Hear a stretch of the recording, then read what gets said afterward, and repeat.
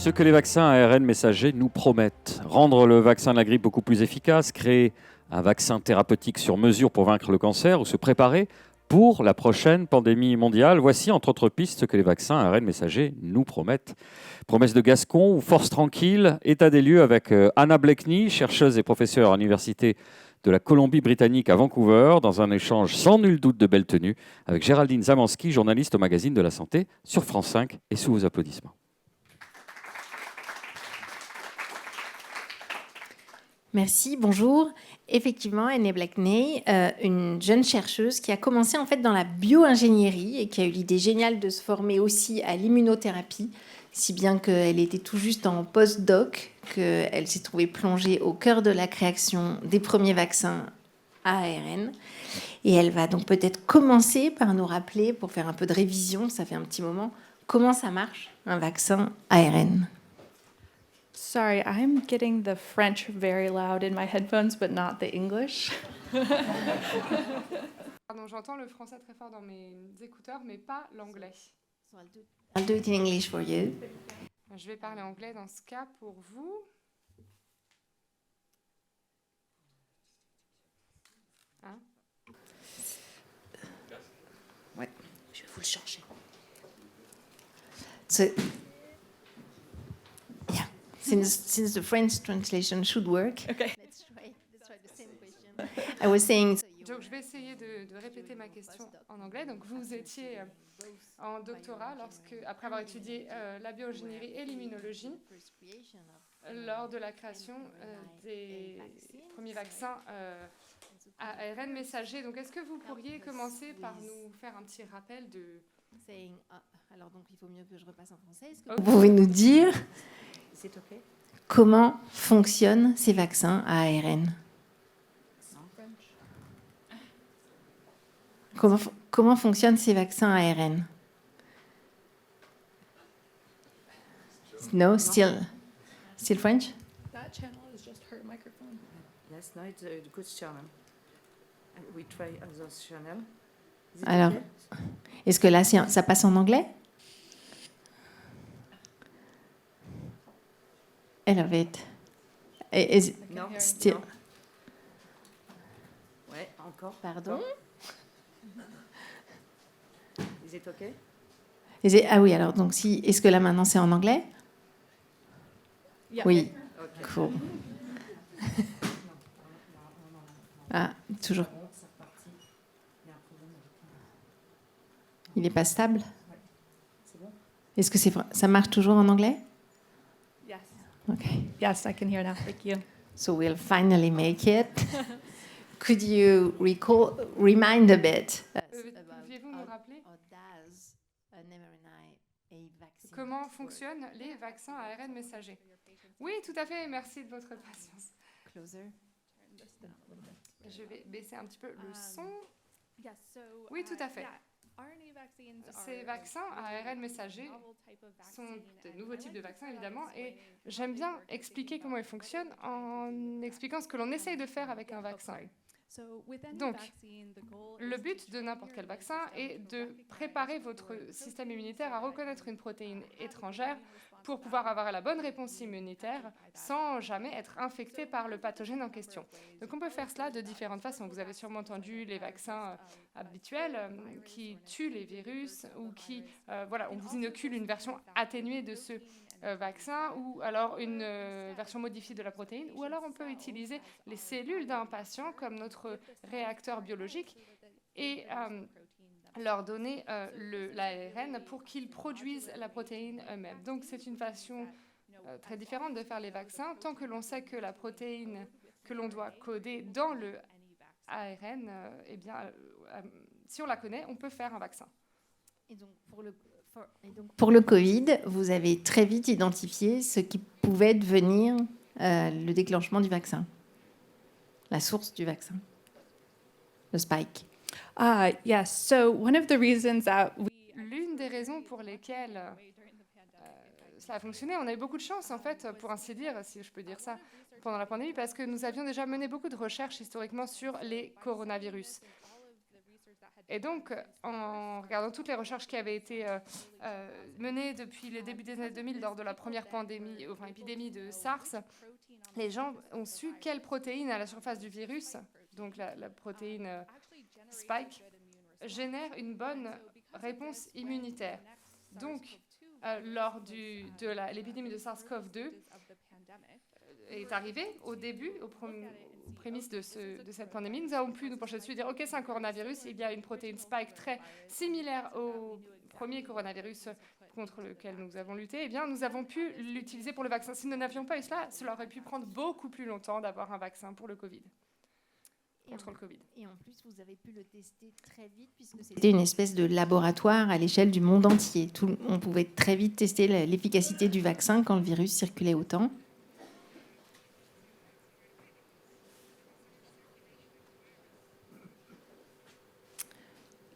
Sorry, can you repeat the question? And it was really efficient to create this. C'était très efficace de créer ce vaccin parce que le virus était partout. Donc, vous pouviez tester son efficacité de façon plus rapide. Exactement. Je pense que c'est quelque chose que l'on sous-estime peut-être concernant la pandémie. Parfois, on pose des questions. Pourquoi a-t-on réussi à créer et développer ces vaccins si rapidement dans le contexte de la pandémie? Et pourquoi est-ce qu'on ne peut pas faire ça en temps normal? L'une des raisons à cela, c'est parce que, comme vous l'avez dit, bien sûr, lorsque l'on teste l'efficacité d'un vaccin, on a besoin que les gens soient infectés pour pouvoir voir si le vaccin fonctionne. Donc, ce qui a permis la rapidité de développement de ce vaccin, ce n'était pas que nous avions essayé de faire des économies, non, ou d'aller plus vite. Non, on a fait toutes les phases de développement d'un vaccin comme pour n'importe quel autre vaccin. Mais tout le monde s'est concentré sur un seul vaccin. Ce n'était pas simplement les scientifiques, les cliniciens, mais aussi les bailleurs, les régulateurs, les gouvernements. Et c'est ça qui a permis à tout le monde de travailler de concert, de mener ces essais cliniques rapidement et de regarder les données et s'assurer que c'était efficace et sûr pour pouvoir livrer ces vaccins aussi rapidement possible, mais de façon très sûre et efficace, comme vous le disiez. Le problème, c'est que cette rapidité, plus le mot même de vaccin à ARN, et les gens avaient peur que ça touche à leur ADN, ça a aussi créé une crainte, et je pense que c'est impossible aujourd'hui de ne pas quand même évoquer cette crainte, cette réticence, d'autant que vous avez décidé de participer à la lutte contre ces réticences en vous mettant sur TikTok, en faisant de la vulgarisation. Vous pensez que c'est très important aujourd'hui? Yeah, I think this is Tout à fait, c'est très important. L'une des choses dont je parle à tous mes pairs scientifiques en permanence, on a vu ce qui s'est passé avec les vaccins à ARN messager et avec tous les tests, les essais cliniques qui ont eu lieu. On a commencé à parler de ces ARN messagers en 1990. Les premiers essais cliniques se sont tenus à la fin des années 2000, donc en 2005, je crois. Donc il y a maintenant pas mal de recul, en fait. Et ce dont je me suis rendu compte au cours de la pandémie, c'est qu'il y a un tel écart entre ce que les scientifiques savent et ce que le public général sait.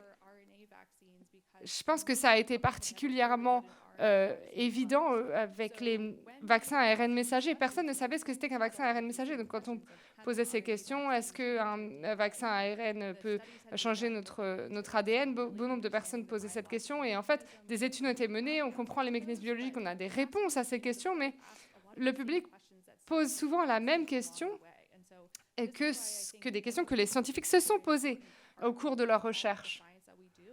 Et je crois que ça fait partie de notre travail. Ça ne s'arrête pas à l'ARN messager.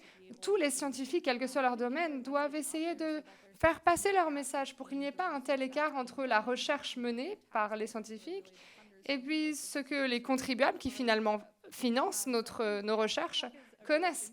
TikTok, c'est une plateforme particulièrement intéressante pour ça, à de nombreux égards, mais la plupart du temps, lorsque je parle de la science, c'est à d'autres scientifiques. Et j'ai 1 heure pour expliquer mon cours et rentrer dans les détails. Mais avec TikTok, c'est très différent. Vous pouvez avoir accès à un public auquel vous n'auriez jamais accès normalement, mais il faut vraiment des vidéos très courtes et très attrayantes. C'est un excellent outil pour faire de la pédagogie auprès du public sur un bon nombre de sujets. TikTok est vraiment utile. Et en plus, il y a tout un effort de transparence que vous faites pour raconter la recherche, raconter comment ça se passe, et même aussi de la transparence, en l'occurrence sur les vaccins. Vous avez fait une vidéo, bon, il faut savoir qu'elle a quand même des centaines de milliers de followers, hein, comme on dit maintenant. Il y a certaines de ces vidéos qui ont été vues des millions de fois, donc c'est vraiment une vulgarisation extraordinairement efficace qui touche un très grand public. Et donc, par exemple, moi, une des vidéos qui m'a frappée, vous avez même fait un classement à un moment des vaccins qui tenait compte effectivement des différents effets secondaires qui avaient surgi, les mauvaises surprises, les inquiétudes avec les syndromes vasculaires pour AstraZeneca. Enfin, vraiment, vous avez été très cash, même en disant, bah oui, c'est vrai qu'aujourd'hui, en l'état actuel des choses, je les mets dans cet ordre-là. Pour vous, c'est important. Yeah, absolutely. Oui, absolument. Je crois que la transparence est un aspect très important. C'est ce qui aide le public à comprendre les sciences et à aussi faire confiance aux scientifiques. Nous parlons beaucoup des vaccins et je crois que souvent, du fait que certaines personnes hésitent à se faire vacciner, et souvent c'est mal vu dans les médias, mais je crois que c'est à tort parce que finalement, vous vous posez la question de ce que l'on va mettre dans votre corps. Et en fait, est-ce que c'est pas ce que tout le monde devrait faire? Se demander ce qu'on ingère et ce qu'on nous met dans le corps. Je pense que la difficulté, c'est que bon nombre de personnes ne trouvent pas les bons moyens de trouver des réponses à leurs questions. Ils ne connaissent pas de scientifiques, de cliniciens, ou ils ne font peut-être pas confiance à certaines sources médiatiques. Et ça, je peux tout à fait le comprendre. Donc je pense qu'être transparent et être très ouvert et être en mesure de communiquer avec les gens permet une meilleure compréhension. Pour moi, en tant que scientifique également, mieux comprendre les préoccupations de tout un chacun, être une meilleure communicatrice dans mon travail au quotidien également. Donc bon, là, on n'a pas pu pour des questions techniques vous en montrer, mais vous trouverez très facilement plusieurs exemples. C'est assez efficace et vraiment rigolo. Et elle se prend. Ce qui est très étonnant, et je pense aussi que ça fait partie des messages et de tout ce qui est au cœur de la journée qu'on partage, c'est effectivement que les scientifiques se sortent de leur labo et partagent et rendent la science vivante. Et bon, non seulement vivante, mais aussi plus efficace. Et donc, pour aussi faciliter l'acceptation des vaccins, les travaux continuent en fait pour réduire les effets secondaires, pour améliorer l'efficacité des vaccins. Est-ce que vous pouvez nous raconter comment la recherche continue sur ces vaccins à ARN?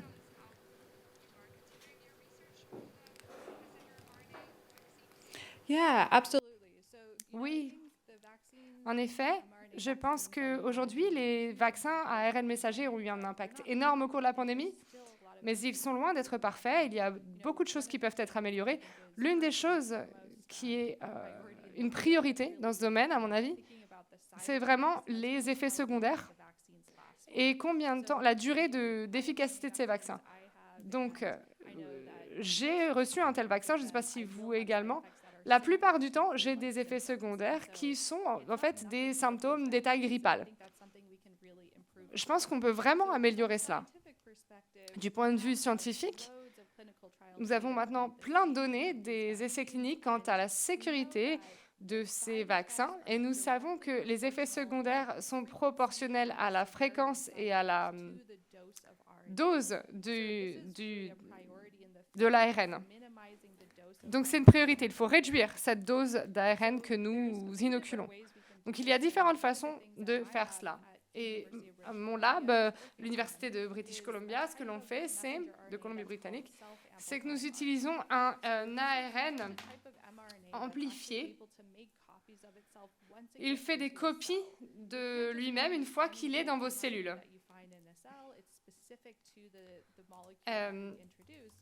Et c'est similaire à la molécule que l'on introduit, mais donc on peut donner des doses qui sont 100 fois moindres grâce à cet ARN qui se recopie lui-même. Et cela peut rendre les vaccins bien plus efficaces et réduire les effets secondaires et peut-être aussi avoir une réponse immunitaire plus longue que nos vaccins actuels. Voilà, chapeau pour la traduction. Donc effectivement, le principe, c'est que là, il y a une auto-amplification de l'ARN qui a été injecté. Et peut-être que vous pouvez nous dire qu'il y a effectivement déjà un vaccin de ce type qui a obtenu une AMM avec une efficacité impressionnante, même meilleure que le Pfizer. Enfin, racontez-nous.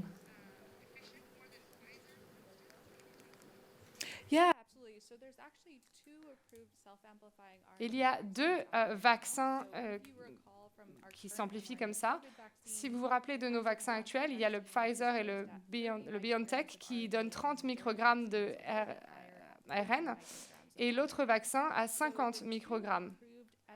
Donc, ces 2 vaccins qui ont été approuvés, le premier a été développé par HDT Bio à Seattle et il est approuvé en Inde contre le Covid-19 à la dose de 5 microgrammes. Donc 6 ou 10 fois moindre que nos vaccins, les vaccins qu'on connaît. Et il y a un autre vaccin développé par Arcturus à San Diego, qui a été approuvé au Japon, celui-ci, à une dose de 5 microgrammes d'ARN également. Donc nous n'avons pas une dose 100 fois moindre pour les humains, mais je pense qu'on va y arriver. Il y a d'autres entreprises qui travaillent là-dessus dans ce domaine. Et certaines d'entre elles ont publié des données de leurs premières étapes en montrant qu'ils peuvent atteindre une dose de 0,1 microgramme. Et donc ça, c'est vraiment énorme. Ça veut dire que vous avez une bonne réponse immunitaire, mais vous n'avez pas les effets secondaires des vaccins ARN messagers actuels. Et une autre grande piste de recherche, c'est de faire en sorte qu'il y ait moins de pertes, entre guillemets, d'ARN dans le corps, dans l'épaule aussi, on injecte dans l'épaule, et que ça aille plus directement sur les bonnes cellules. Et pareil, du coup, on pourrait être plus économe.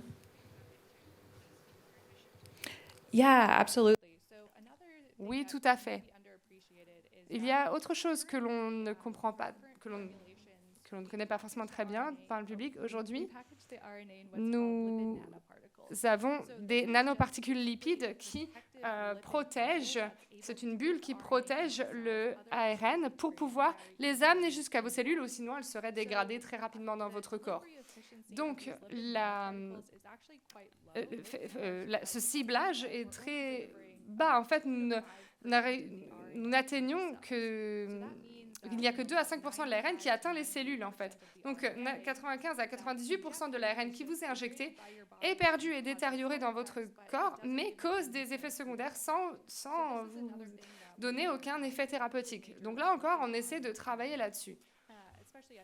En particulier à UBC, donc à l'Université de Britannique-Columbia. Peter Collis, un autre professeur, a 50 ans d'expérience là-dedans et a lancé cette entreprise, Acuitis, qui a formulé le vaccin BioNTech de Pfizer. Et il y a tout un domaine qui s'attelle à améliorer cette technologie de ciblage des cellules concernées. Et tout ça va donc pouvoir être appliqué sur d'autres pathologies. Parmi les espoirs importants, c'est la grippe, parce qu'un autre aspect de ces vaccins qu'on a un peu évoqué au moment de la fabrication des premiers pour le Covid, c'est qu'ils se fabriquent très vite et dans des conditions beaucoup plus simples que les vaccins classiques. Yeah, absolutely. I think that is probably... Oui, absolument. Et je pense que ça, c'est un des avantages principaux des vaccins ARN messagers, c'est la possibilité de les fabriquer bien plus vite. Et pour vous donner un peu de perspective, je sais que souvent quand on parle de fabrication, c'est un peu ennuyeux, mais ça fait vraiment une différence énorme. Et lorsqu'on fabrique un vaccin plus traditionnel, s'il faut créer un virus ou une protéine, on le fait avec des cellules. Donc on fait germer des cellules et ensuite on doit purifier cela pour l'intégrer au produit. Alors que tout nouveau vaccin, un virus ou une protéine, pour les fabriquer, il faut optimiser le processus pour vraiment avoir une rentabilité. Et ce processus de séparation nécessite beaucoup de ressources, beaucoup de temps, et également pour simplement fabriquer le vaccin de manière générale. Et ce qui est très positif pour les vaccins ARN messagers, c'est que peu importe l'utilisation, la fabrication est la même, puisqu'on fabrique l'ARN, tout est synthétique, donc on n'a pas besoin de cellules pour les produire. On fabrique l'ARN, les nanoparticules lipidiques et c'est synthétique. Donc ça prend environ une semaine à fabriquer et ça fait une grande différence. Surtout dans le cas d'une pandémie, lorsqu'on essaye de fabriquer autant de vaccins que possible afin de les distribuer à des milliards de personnes partout dans le monde. Et donc ça, c'est vraiment un des avantages majeurs de l'ARN messager. Je pense que c'est ça qui en fait un des meilleurs, en a fait un des meilleurs vaccins pour la pandémie. Et ça serait parfait pour la grippe, parce qu'on sait aujourd'hui qu'une des causes de l'efficacité, on va dire, un peu médiocre du vaccin contre notre grippe, c'est qu'on doit faire un pari plusieurs mois avant sur les souches qui circulent dans l'autre hémisphère. Et donc là, on pourrait être beaucoup plus près des vrais virus qui vont arriver pour notre hiver à nous. Would you mind repeating in English? I didn't hear anything. So this very quick process of fabricating. Ce processus de fabrication très rapide pour l'ARN messager sera particulièrement utile pour le virus de la grippe, puisque à l'heure actuelle, on a besoin de beaucoup de temps pour produire ces vaccins. Et c'est un peu comme un pari, en fait. On ne sait pas exactement ce à quoi on va faire face. Oui, tout à fait.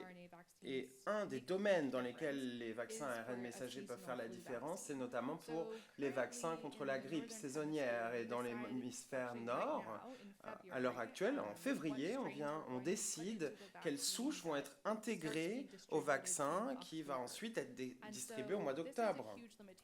Et c'est une limite importante. On fabrique encore la plupart des vaccins. Et donc c'est vraiment un travail manuel très important pour fabriquer ces vaccins anti-grippe. Mais on a des centres de suivi de la grippe partout dans le monde qui sont remarquables. Et on sait qu'entre le mois de février et d'octobre, eh bien, ils continuent à muter.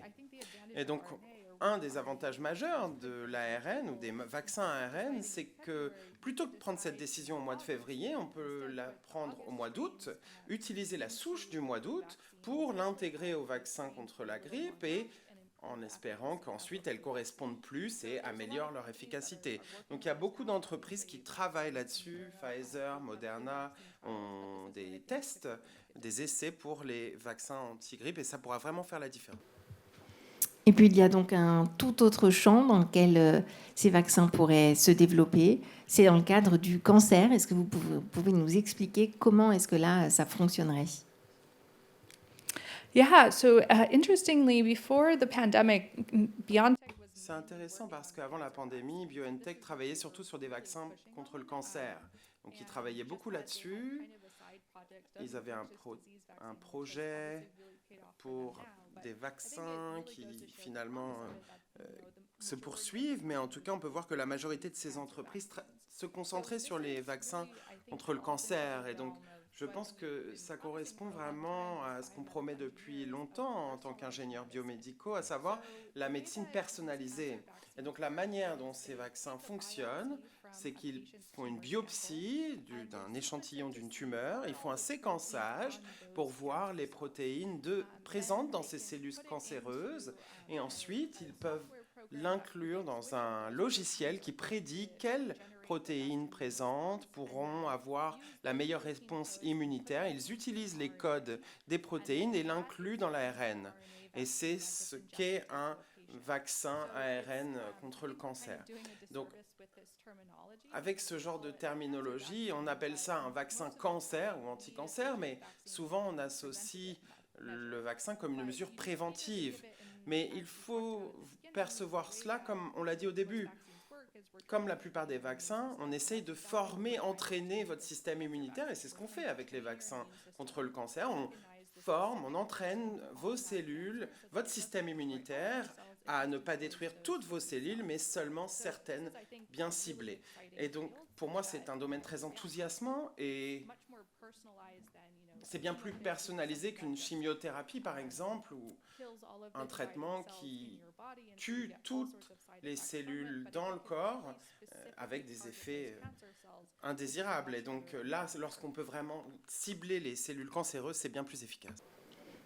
Oui, alors pour aider un tout petit peu, parce qu'effectivement là c'est ultra pointu, déjà il faut peut-être qu'on rappelle qu'un des aspects les plus vicieux des cellules cancéreuses, c'est qu'elles arrivent à ne pas apparaître comme étant dangereuses et menaçantes auprès de notre système immunitaire. Donc c'est pour ça que tout l'enjeu de booster le système immunitaire, c'est de le rendre voyant en quelque sorte, parce qu'il est comme aveuglé par les cellules cancéreuses. Donc là, on réussit à rendre le système immunitaire intelligent et actif et capable de détruire les cellules cancéreuses, alors qu'effectivement la chimio classique aujourd'hui, mais heureusement elle a déjà beaucoup évolué, elle tue tout ce qui bouge très vite comme les cellules cancéreuses. Donc ça, c'est un peu pour retraduire la fin de ce qu'expliquait Anna Bleckney. Et alors, en plus, là où ces vaccins personnalisés seraient très intéressants, c'est qu'on sait aujourd'hui de plus en plus que c'est presque effectivement chaque tumeur est unique, chaque tumeur peut même évoluer et résister au traitement. Et là, on pourrait imaginer qu'on suivrait l'évolution d'une tumeur et qu'on recréerait presque un nouveau vaccin pour un patient au bout de 6 mois si jamais sa tumeur a évolué. Je me trompe?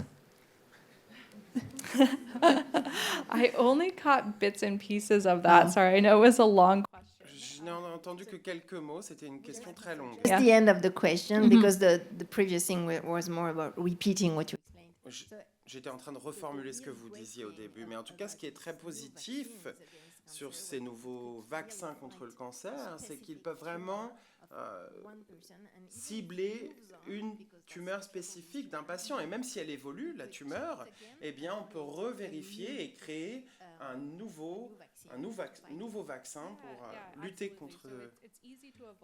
Oui, tout à fait. En effet, ça évolue et c'est l'avantage de l'ARN messager. Il est facile à fabriquer, on le refait de la même manière. Et donc, si 6 mois ou 1 an plus tard, selon le temps de mutation, s'il y a des nouvelles protéines, ou s'il y a une métastase ou une évolution, eh bien, on peut facilement refabriquer un nouveau vaccin pour ce patient. En effet, vous avez raison.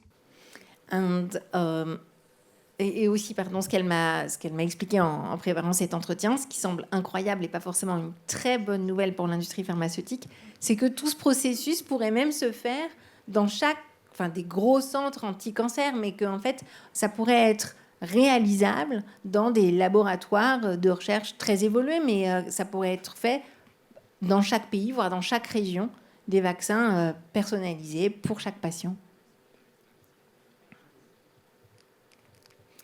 Sorry, I keep catching just kind of the end of it. It's the... J'ai un petit problème, j'entends pas tout parce que j'entends le français également, donc il y a un problème de son, un problème technique, donc je fais au mieux pour comprendre, mais je suis désolée pour les petits soucis. Vous m'avez posé une question sur la fabrication et pour chaque personne et le fait que ce soit peut-être pas nécessairement obligatoirement si centralisé, n'est-ce pas? It's the fact that we wouldn't. Oui, en effet, il n'y aurait pas besoin de grandes industries, il pourrait y avoir des petits centres locaux, bien sûr des laboratoires de haute qualité, mais qui pourraient les fabriquer. Oui, en effet, pour moi c'est très enthousiasmant dans ce domaine. Nous n'avons pas besoin de grands centres de fabrication dont on avait besoin pour des vaccins peut-être plus traditionnels, où on avait besoin de gros bioréacteurs dans des usines. On n'en a pas besoin pour l'ARN. Et je pense que ça ouvre des possibilités pour des réflexions sur des nouveaux modèles de santé. Et le fait d'avoir ces centres très centralisés, eh bien, dans ce cas-là, à l'inverse, on pourrait avoir chaque hôpital, chaque clinique ou des petits centres régionaux de fabrication qui pourraient fabriquer de l'ARN pour toutes sortes d'utilisations, que ce soit pour un vaccin personnalisé contre le cancer, un vaccin contre le Covid ou contre la grippe saisonnière ou d'autres types de traitements ARN. Et avec cela, eh bien, ce serait une fabrication peut-être plus modulaire, une approche différente qui permettra d'avoir ces types de traitements et d'avoir un accès plus facile également. Je viens de perdre le décompte. Mais donc, il faut savoir que tout ça, c'est vraiment pas de la science-fiction. Il y a déjà des essais de phase 3 qui ont été extrêmement concluants, par exemple dans le cadre du cancer du pancréas ou du mélanome, donc avec des vaccins ARN. Et peut-être quand même, avant justement de vous passer la parole, parce que je l'ai perdue, mais je crois quand même qu'on approchait du moment où vous pourriez poser vos questions, il y a d'autres champs d'application possibles. Anna, ça peut être aussi pour finalement tout ce qui met en jeu le système immunitaire, des maladies auto-immunes, l'allergie. Yeah, so just to confirm, the question is about. Donc je confirme la question. C'est d'autres applications de l'ARN. Oui. Je ne suis pas très objectif, je travaille dans ce domaine, mais je pense que l'ARN pourrait avoir un impact majeur sur de nombreuses maladies également. À l'heure actuelle, on a le vaccin contre le Covid-19, il y a déjà des choses en préparation, des vaccins pour d'autres maladies infectieuses, mais également des vaccins pour renforcer le cortisol. Et je pense qu'on peut le faire pour des thérapies pour les allergies, des maladies auto-immunes. Et maintenant qu'on a découvert la flexibilité de cette technologie, on peut voir à quel point ça peut être modulaire et comment il est plus facile de les fabriquer. Voilà, donc si vous avez des questions, on peut vous passer la parole, sinon on aura toujours plein d'autres choses à raconter, mais déjà, on partage. On va applaudir Anna déjà.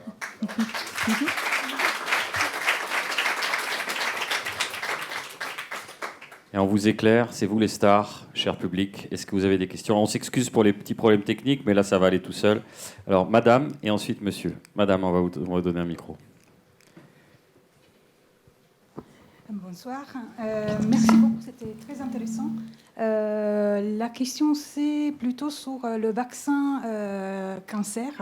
C'était une question de terminologie. On parle de vaccin, mais on est légitime dans l'utilisation du mot vaccin, étant donné qu'il n'est pas en prévention, mais on est plutôt dans un protocole de soins personnalisé. Et deuxième chose, de point de vue économique, quelle est la soutenabilité de ce vaccin cancer, étant donné que c'est un processus, un protocole individuel et donc très coûteux de point de vue, même si on a des laboratoires qui après ils peuvent agir un peu sur tout le territoire théoriquement, mais quel est le prix à payer pour tout ça? Merci. Yeah, that's a great question. Oui, c'est une très bonne question. Et pour répondre à la première partie de votre question, à savoir, est-ce qu'il s'agit d'un vaccin? Je pense que c'est un peu contre-productif lorsqu'on appelle ça un vaccin parce que ça crée beaucoup de confusion. Et je pense que finalement, un vaccin, comme celui du cancer, entraîne votre système immunitaire à reconnaître une certaine protéine. C'est ce qu'on fait pour le Covid et c'est également ce qu'on fait pour le cancer. Entraîner votre système immunitaire à reconnaître et détruire un certain type de cellules ou de protéines. Je suis d'accord. Il serait peut-être plus précis d'appeler ça une thérapie anti-cancer, mais il se trouve que c'est le nom qui a pris le dessus. Et j'aime beaucoup votre deuxième question, également la partie économique, parce que c'est un aspect très important selon moi. Si on arrivait à un niveau où il y aurait beaucoup de centres de fabrication locaux, régionaux, eh bien, je pense que ça permettrait de réduire le coût. Mais pour prendre un peu de perspective, tout est relatif, bien sûr, mais lorsqu'on pense aux thérapies disponibles contre le cancer, génétique ou cellulaire, en cours de préparation, eh bien, en dollars, en tout cas, ça représente peut-être entre 500 000 et 1 000 $ et 1 million de dollars par patient, ce qui est tout à fait pas faisable d'un point de vue économique. Il y a des technologies très enthousiasmantes, mais je ne peux pas imaginer que la fabrication soit si réduite pour qu'elle soit abordable pour la population générale. Mais ce n'est pas pareil pour l'ARN. Si vous vous souvenez, lorsque les vaccins anti-Covid sont sortis, c'était environ 20 $ par dose. Et au final, c'est le prix que l'entreprise a choisi de facturer pour le vaccin. Et lorsque c'est fait à l'échelle, eh bien, ça peut devenir très abordable. Et donc, je pense que lorsqu'on aurait des centres de fabrication plus locaux, on pourrait faire baisser le prix. Et ce secteur a beaucoup changé. Lorsqu'on a fait nos essais cliniques pour les vaccins, il n'y avait qu'une entreprise au monde qui faisait de l'ARN messager et ça a énormément changé depuis quelques années maintenant. Et donc, grâce à cela, du fait qu'il y ait plus de concurrence, plus d'innovation et plus d'acteurs dans ce domaine, eh bien, ça va continuer à faire baisser le prix. Je ne sais pas si un jour on pourra avoir un vaccin cancer personnalisé à $20, mais je pense qu'on sera plus autour de $1000, ce qui est bien moins que $500 000. Parce qu'il faut savoir que la référence au traitement à plusieurs centaines de milliers d'euros, en France, enfin euros aussi, c'est par exemple les CAR T-cells, et donc ça existe déjà, et ça coûte donc très, très, très cher. C'est formidable, ça sauve des vies, hein, mais donc là, ce que dit Anna Blackney, c'est que ça serait quand même beaucoup moins cher. Donc, puisque aujourd'hui on décide que c'est possible de faire les CAR T-cells, ça serait quand même probablement aussi possible bientôt d'avoir ces vaccins personnalisés. C'est thérapeutique ARN personnalisé. Il faut corriger le tir. Monsieur, on vous a donné un micro ? Eh bien, levez-vous.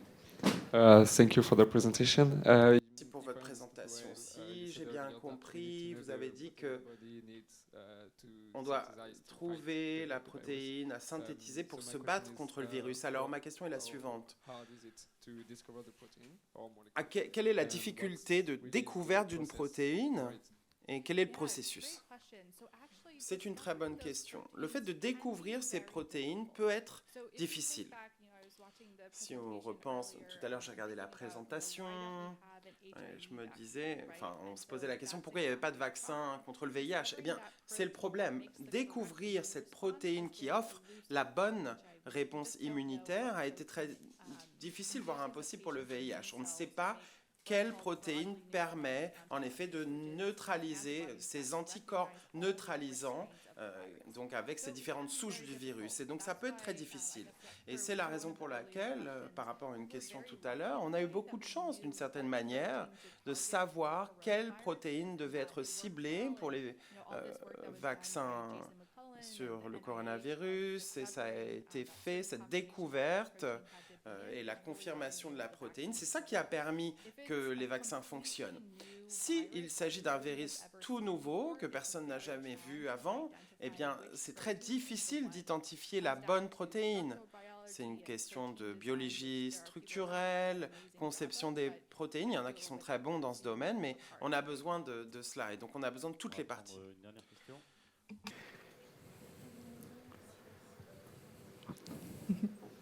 C'est complètement le hasard. Donc, donnez à Madame.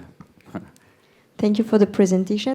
Merci pour la présentation et merci à tous les anti-vax qui ont fait un peu cette publicité.